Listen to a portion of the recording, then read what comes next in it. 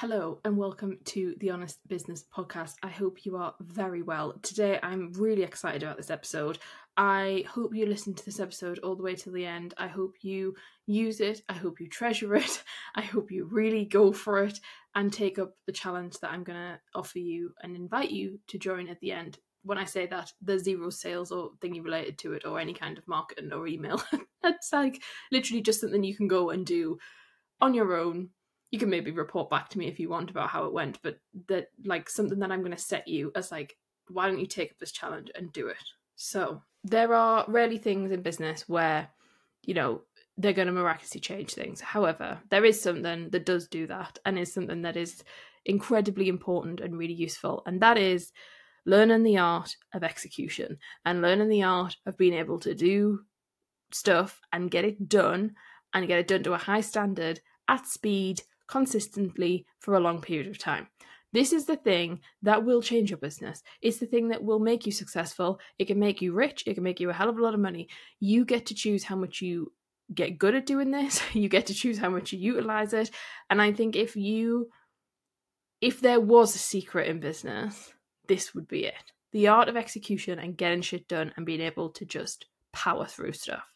Today, I want to walk you through some tips, some things you can think about, and really kind of just talk to you about this and hopefully inspire you and hopefully kind of remind you of why this is so important, because sometimes we just get lost along the way. You know this. I'm probably not going to tell you anything miraculously new, but it's just about really remembering this and getting quite riled up and excited about it. So the role that execution plays in business success is beyond surmountable. I mean, I can't really explain how much it is. It's a be-all and end-all, right? It's either execution from you or execution from someone else who you pay someone to help you, right? It's execution is key. Where that gets tricky and where people fall down is that people don't actually understand what they're supposed to be executing. They don't understand what they're supposed to be doing. They're executing the wrong thing. They're like unsure about whether it's going to work. They're like, oh, I don't know. Like it all gets very confusing, okay? So what needs to happen in order for you to really nail the art of execution is to understand your strategy, understand your goals, understand your vision, understand what it is you're trying to achieve in what time frame. You then also, for some people, will need some kind of like project plan, project management. Now, you don't need that to be really good at execution. Some of the best executors in the world don't get on well with, project management systems and project planning, but people do have a clear understanding of what it is they're trying to achieve. And that can literally be wrote on the back of like a cereal box or something. Like it doesn't have to be fancy. What you've got to be able to do is to have resilience to keep doing it. So the question is today is, are you executing well at the moment? What are you doing? Let's have a little audit, have a think about, get a pen and paper out. Where do you execute well? Where don't you? Where in the business is suffering? Where do you put things off? Where do you execute instantly in certain things, but then put it off days on other things? Think about how do you currently execute in the business and where can that change and where can that be improved? I then want you to think about what are you going to execute on in the future and where can you make improvements around that and what feels like a doable thing. Next thing, I want to talk about this idea of will you do what it takes with regards to execution, because execution is very easy when you talk about it. Doing it is the whole other thing. I'm talking about years of execution. If you really want to build something that's pretty unique and is pretty big and maybe you want to make a hell of a lot of money, maybe you can listen to this and like, I want to make a fuck ton of money and I want to change, my family's life. I want to build generational wealth. I want to do huge, big things. Then you're going to have to get on this train for a long time.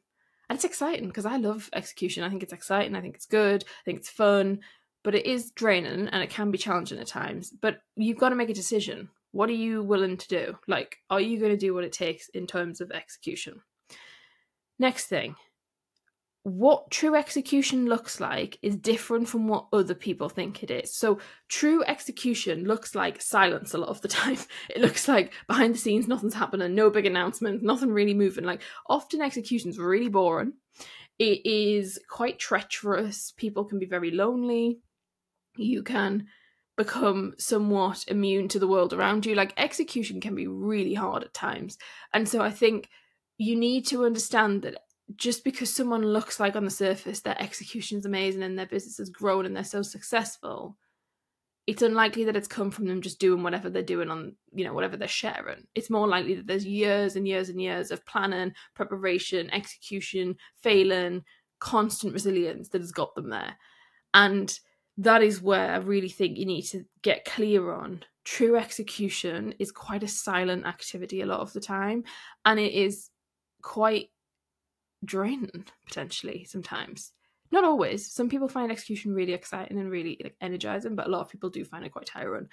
The other thing to think about is if you're going to do this on a grand scale with your team, this can be the most incredible team building experience and the most incredible culture building experience, because if you do this well, it can really shift how the business works, and it can massively improve your team dynamic and how the whole business runs. So I think that's quite exciting, and I hope you see it as an exciting opportunity to think about, actually, if the whole team gets on board with this and we become an organization that is extremely good at executing things, we're a bunch of focused individuals who can execute to a really high standard, you are setting your company up for a really good success. Now, why most people don't execute properly is something we've really got to talk about, because I think if not, you're going to be like, well, okay, I'll do it. So, I'm not going to be negative, but I'm just going to talk about why people don't execute.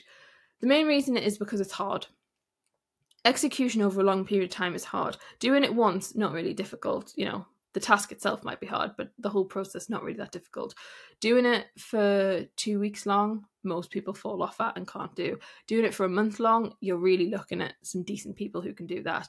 Looking at doing it for 3 months long, again, doing really well. 6 months long, very rare. Very rare that someone can stay focused to such a degree and execute at such a speed and high level for 6 months straight. The very rare people will continue that for a year. You will get 3% of people, I want to say, who can go to 2 years or 3 years. And then you've got a very tiny sort of 0.5% of the population who can do this at the same speed and at the same focus and the same level for 5 years, 10 years, 20 years. Those are the Elon Musks of the world. Those are the Jeff Bezoses. Those are these huge, people. Some people admire them. Some people hate them. I'm not particularly, obsessed with them or interested. But, these people that people look up to and say, wow, they've really done something and they've achieved something. The whole reason they have is because they're executors. I honestly believe that the reason that they do that is the focus that they can have and the execution and the drive that they can maintain, and they can maintain it for such a long period of time. And they all talk very openly about what that's meant and what the sacrifice has been and what, changes that's, forced them to make in their lives. And I'm not saying that you need to be that. I just want to be clear. You don't have to be one of them. I'm not. I don't want to be. You don't have to be. That's not the goal. But I want to kind of display to you this idea of it is really difficult. And it's not that people are special people. It's that people cultivate skills and grit. And some people are predisposed to being able to do it, I believe, than others. But it is hard. The other thing that reason people don't do it properly is because you need self-discipline. The only reason that those people in the sort of 3% category and below are there, they're highly self-disciplined. The self-discipline is on another level. It's like an absolute insane level of self-discipline. Now, I'd recommend everybody needs to learn self-discipline, and everyone needs to really understand how to do that without damaging yourself and without being harmful to yourself. And that's a really interesting kind of project that you can go on for yourself. The other reason that people don't execute properly is because it goes against human instinct. It goes against all of our kind of cues to be a human, because essentially, we're saying focus on one thing, get your head in the game, eyes on the prize, one thing. Well, to do that over a long period of time with all of the kind of rhetoric, distraction, stimuli that we have in the world today, I mean, it's nigh on impossible, right? Staying focused on one thing is not what the human body now is trying to do. The human body is looking at all the different things everywhere, working out which is going to benefit me most, which makes most sense, what's a risk, what isn't, what's safe to look at. It is hard to get your body into a state of understanding in your brain that you're going after one thing and you're focusing on one thing and you're driving forward with this one thing. And that's tough. It's not impossible, but it's tough. The other reason people don't execute properly is because they don't know what they're actually doing. Most people haven't got a plan for long enough. So most people just haven't got the vision, the strategy in place for them to understand what they're actually supposed to be doing. Because people will start off really well, but if they don't have, if they manage to do 2 weeks, but the plan only went up to 2 weeks, or the plan went up to a month, that's when people fall into behaviors where it doesn't work and they're like kicking themselves because they can do the certain period of time and then they kind of fall off. The other thing to talk about this is the art of execution is applicable to anything in your life. Business is where it shows up for most people, but this is the same for like weight loss. It's the same for, I don't want to mean like it's the same in terms of it's easy or it's hard. I just mean in terms of this process of understanding how to execute is something that is applied across your life. So when we talk about this, one of the things people think about who are listening to this right now will be their team, any team members they've got, because you might be thinking, I'm a good executor, but the people I've hired aren't. And you might be sat there thinking, it's really annoying because I want the whole team to be a really strong executor. So the first thing to say on that is execution is definitely a mindset. It's definitely a culture. It's definitely a way that you can orientate a business in order of how it runs. So you can have some businesses that are very idea based and they run in an idea culture where everybody has a say and everyone's going backwards and forwards and everybody's like humming and ahhing on things, which has its place. But you've also got a different perspective where you can have an execution orientated mindset, which is what we have here at May James to the majority of the time. Is a very like, okay, what needs to be done, what's happening, next move, next thing, come with a solution. You come with your problem, but you've also got 2 solutions and I will select the solution or come up with a different solution. Like we are very like bang, bang, bang, move. That comes from the leader themselves deciding that, but also you really making sure that that's fed into the business and fed through all of the touch points that people have with you to understand that that is what you do and you're an execution orientated business that really thrives on getting stuff done. What you need to really make sure you do if you're going to go down that route is have an idea and a concept and a strategy around failure, because what some people and some personality types struggle with is execution, is this whole idea of what happens if it goes wrong, what happens if it's not thought out enough, blah, blah, blah. So it has to be matched with a certain level of emotional intelligence and a certain safety net and a certain discussion point from the leader to say like, hey, it's okay if we execute and something goes wrong. This is our approach on failure. This is how we move forward. This is what we do to adapt when something doesn't work out or we make a mistake. So you've got to think about it from that perspective if you are team building. The other thing you need to think about with team is about accountability. We talk about accountability a lot because it's so huge when we're talking about team. So you've got accountability, you've got collaboration. Those 2 are quite interlinked, yeah? Accountability and collaboration can live together. They can live separately. But if you can like really solidify a culture that values accountability in the sense of, well, we're an execution-oriented business, which therefore means that we're accountable to our actions. So if somebody over there sends an email with an issue, from an execution-oriented mindset, it will be dealt with and it will be moved forward with and it will be sorted because we're accountable to one another. I get that that's a really like basic example, but I think sometimes you need that to kind of get the full context. So you've got to like look at that. The other thing that execution-orientated businesses really thrive on is reward. So you really need to look at, okay, how do we reward people? What is the reward? Is there any incentive? How do we keep execution high? Because the biggest issue you've got if you run an execution-oriented business, the hardest thing you got is to keep it at high momentum. It's so challenging. You know, people have got personal lives, people have got family lives, people have got things going on. As soon as someone has a kind of knock personally, 95% of the time, there's then a repercussion and there's then an issue on the business and there's then some kind of impact to the business. And so you've really got to look at, how do we manage that? How do we sit in the kind of like dialogue, like the kind of issue where there's a lull, because it does happen. And it's unrealistic to say you're going to stick at 100%, 110%, 120% all the time, because that ain't going to work. But you do need to make sure you've got a strategy in place to elevate at the point in which it drops. And you have solid things in place where whole teams can interact with that versus just you as a leader. You don't want it where it's only you have to then reel out the red carpet and be like, right, this is what we're doing now. That isn't going to work. You need to have a whole collective approach to it and a whole collective kind of ethos around how that works. Then the other thing to think about with this in terms of execution is, what are the challenges that come up?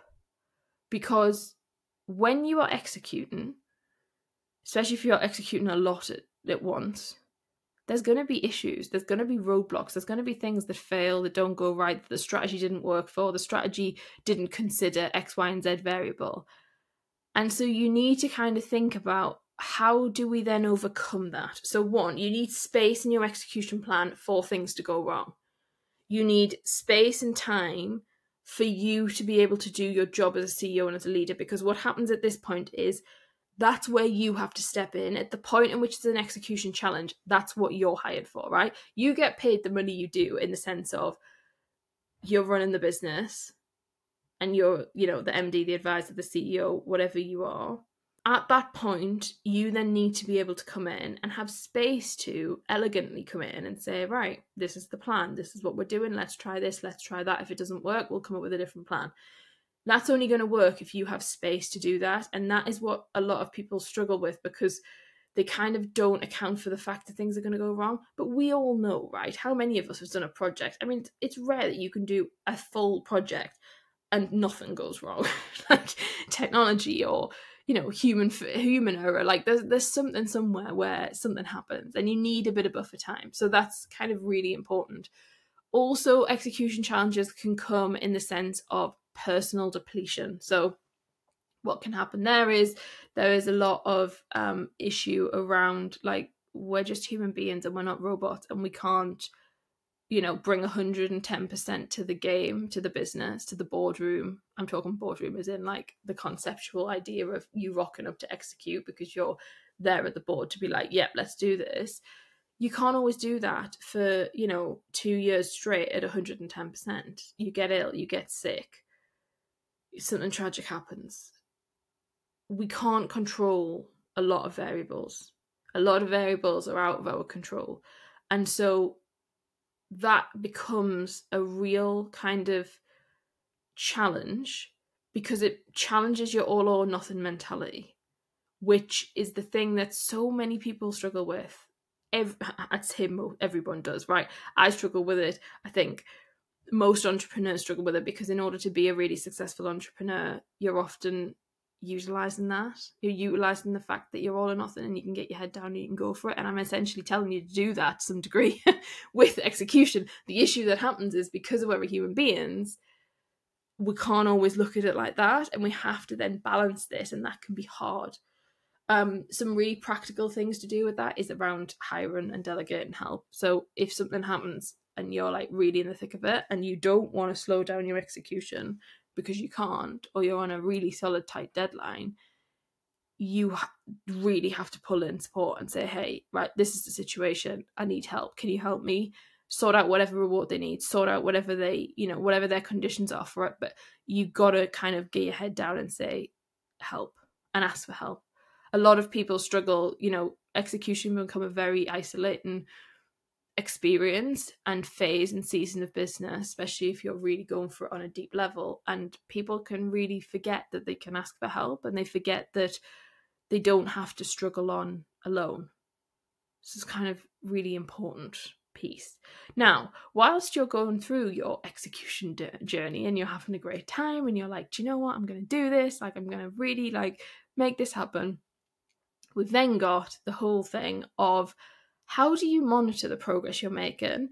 And how do you actually make sure that what you're doing is helping? Because how do you make sure you're not just like literally going hell for leather and then be like, this was completely a waste of time because it hasn't helped us? And then what do you do beyond that? So you do need to track progress. And if you're really a solid executor, you will understand the value of tracking and monitoring KPIs. So key performance indicators are, I have a love-hate relationship with them. They're needed, they're necessary, they're really important, they're great. They have their limitations, as does everything.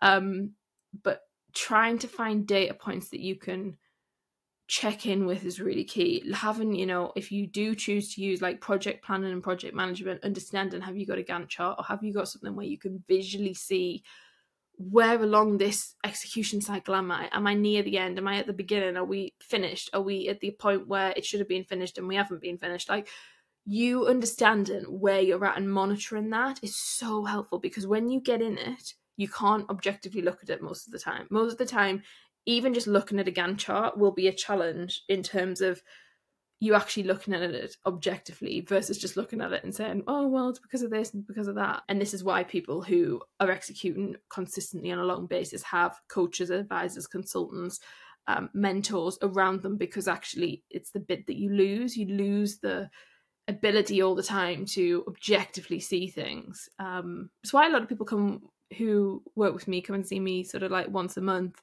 after we've done a core piece of work together, because they know that they need to kind of keep that element of checking and understanding, of monitoring the progress and monitoring like how far are they to what they're going after and how far are they going further away from that.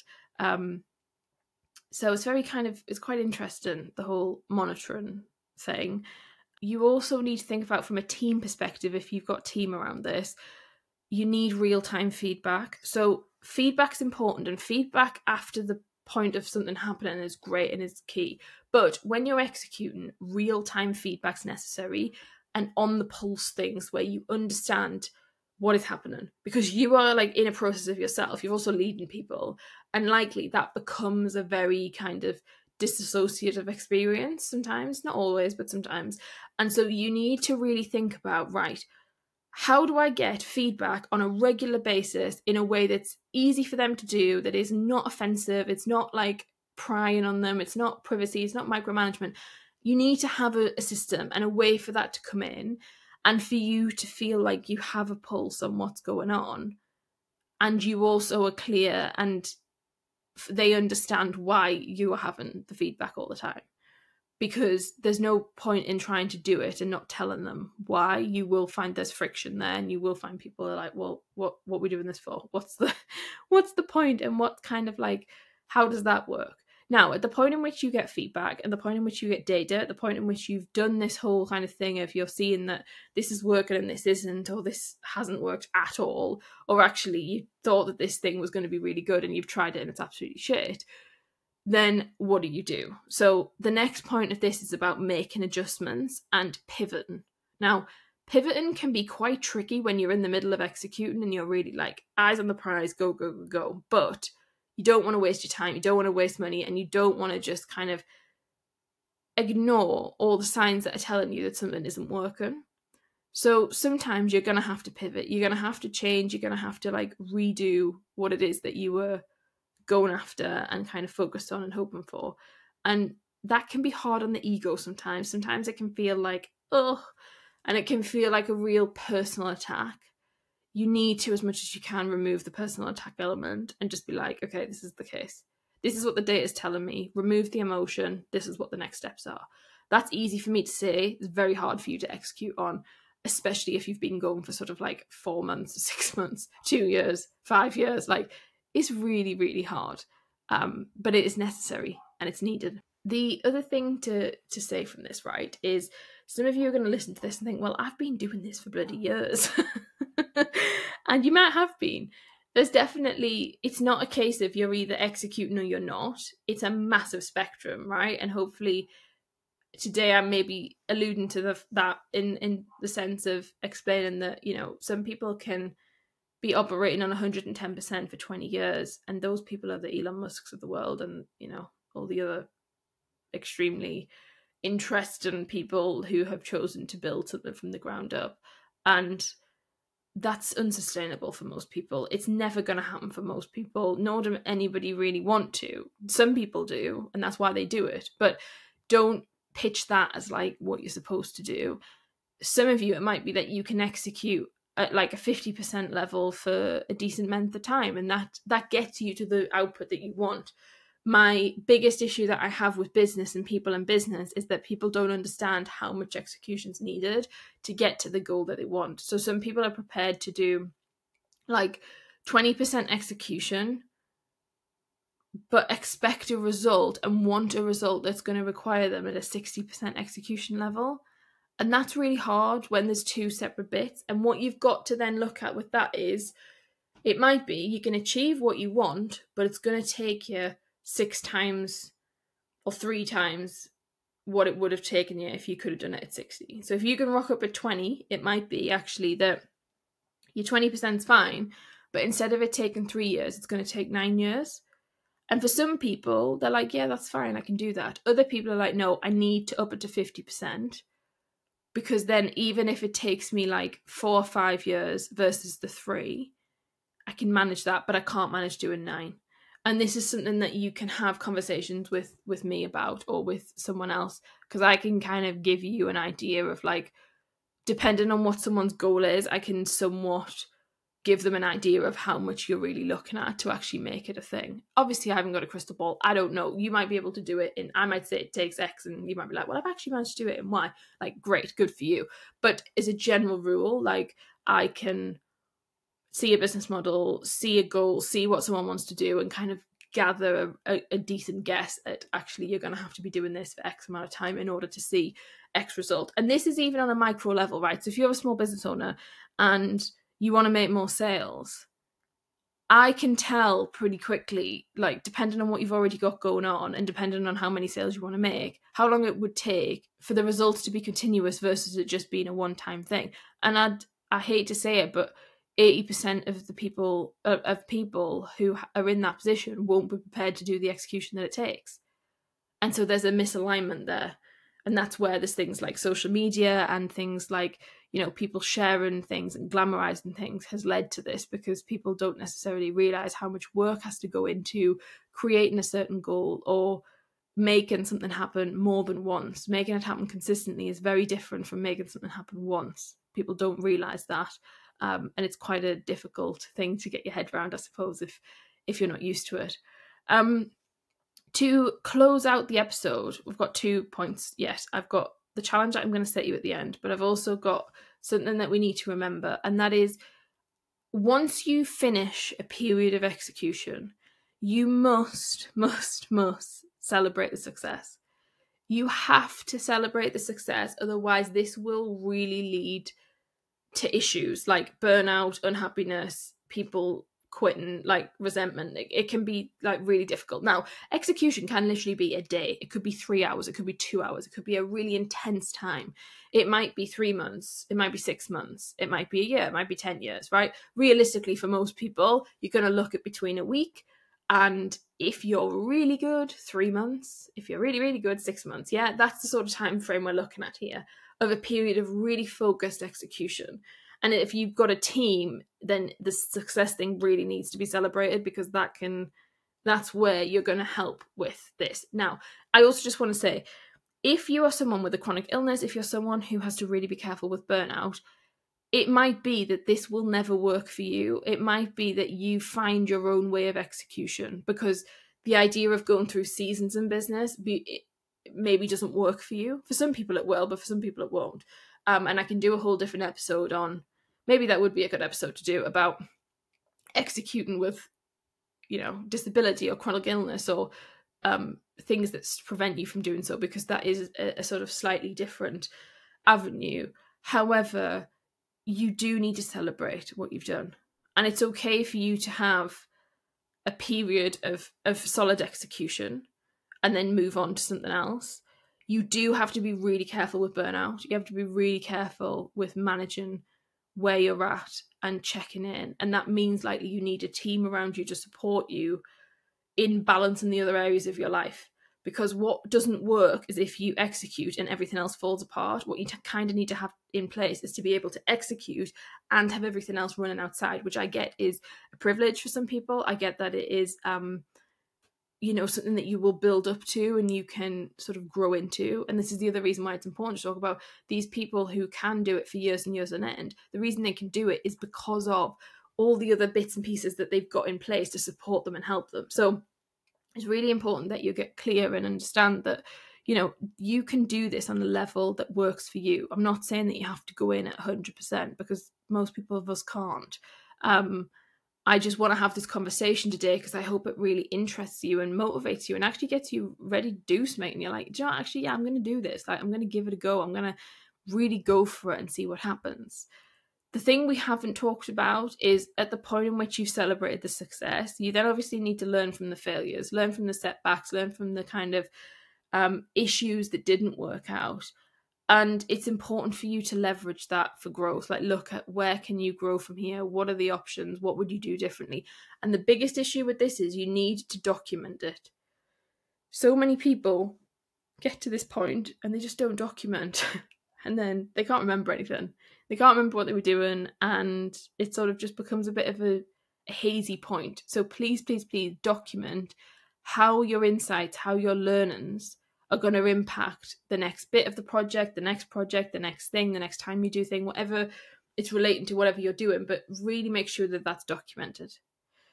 So we are nearing the end of this episode. I hope you've enjoyed it. I've tried to keep it as short as possible, but yeah, I hope this has maybe given you a different perspective on how to really be successful in business and the art of execution. My challenge for you is, if you wish to accept it, and if this works for you, why don't you go on a 90-day exploration of executing like you've never executed before? Why don't you be like, yeah, do you know what? I'm going to do this. Like, I'm ready for it. I don't care what time of year it is. I don't care what's going on in my life. I am actually going to just do this. And I'm going to make it happen for 90 days. And so if that's you and you're going to take this up, you need to get clear. You need a really clear goal. What is the goal that you want to achieve in 90 days? What is it that you're going to make happen? What are the steps that you need to do? What are the sub-projects? What are the mini tasks? Get really clear. Set yourself up for success. Get clear on what it is you want to do. Get 90 days on a whiteboard or something where you can track 90 days so you know how far along on this journey you are, so you can cross them off or you can tick them off, get a calendar, and then really go for it. Set a start date, set an end date, and commit and show yourself what you can do in 90 days. Seriously, put some graft in and see what you can do.